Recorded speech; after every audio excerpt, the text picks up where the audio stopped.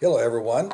Welcome to this episode of Life in Logic. My name is Michael Smith, and I'm fascinated by electric cars.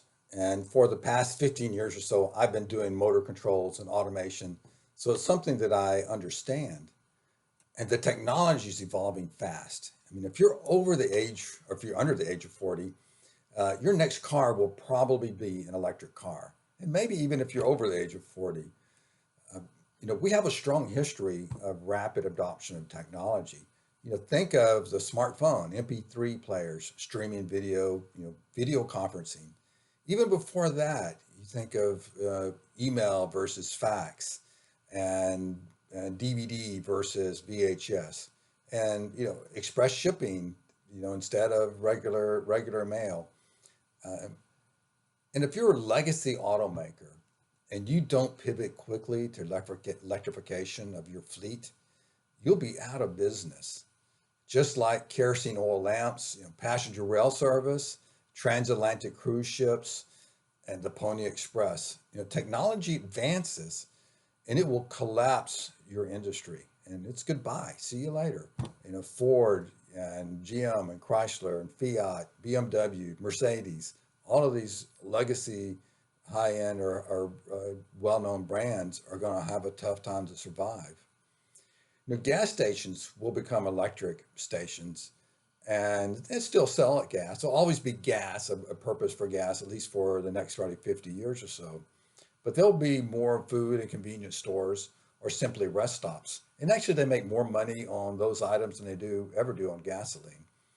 So people will always need junk food, a snack, cold beer, missing some ingredients for cooking dinner, or simply to use a restroom. The advancements of software, electronics, and batteries have made this possible. Even 10 years ago, it was really hard. 20 years ago, it was difficult. And the ability of controls and software allows for high volume precision manufacturing of batteries and body components that will drive down cost.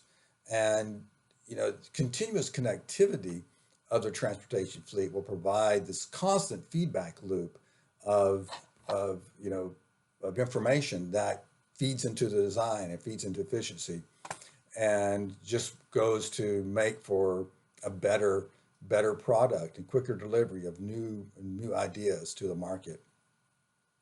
And notice the key to this: software is the key enabler for all of this. In addition to the technology behind it, I really like the idea of not having to go to a gas station. And my millennial children don't like going to the gas station, and they don't like having to touch gas pumps that have been touched by other people. In the era of COVID, that's a big concern as well. And also, some of the most vulnerable times I've had at gas stations. People approach me, wanting money or trying to sell me something. I was present in an armed robbery at a gas station. Most interestingly, while in California, I had someone back up to me and asked to fill their car full of gas, because I had a corporate car, a company truck, and he thought it'd be okay just to use the company credit card to fill up their car. And as a runner, I like not having to breathe exhaust fumes, and always think to myself as I run past a car drives past me, and I feel and I taste, sucking in the exhaust.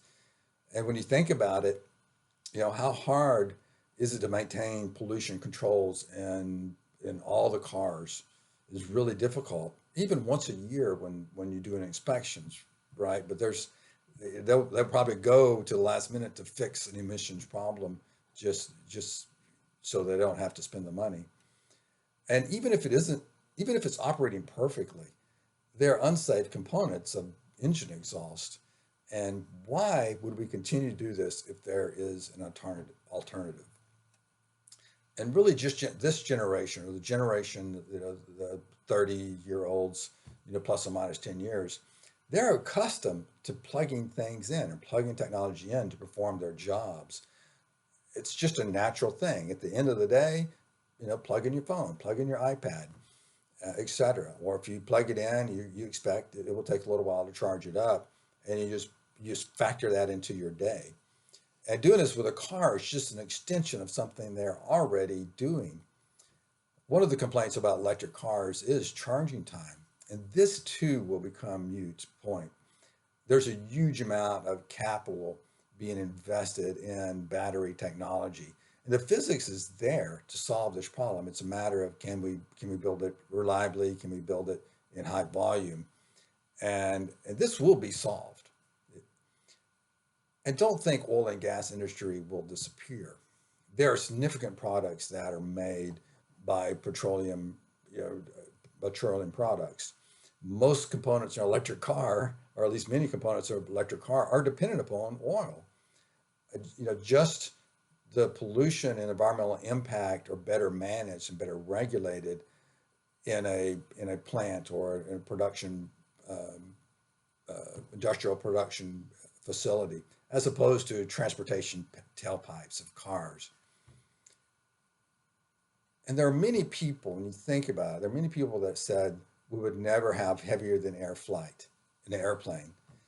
But the Wright brothers proved them wrong. Now, there is a Wright brother, a Wright sister somewhere working to solve the fast charging problem and other challenges of electric cars. There's really no stopping it. There's no stopping the electrification of transportation. The real question, who will be the winner or the winners of this race? Thanks for watching. I look forward to your comments.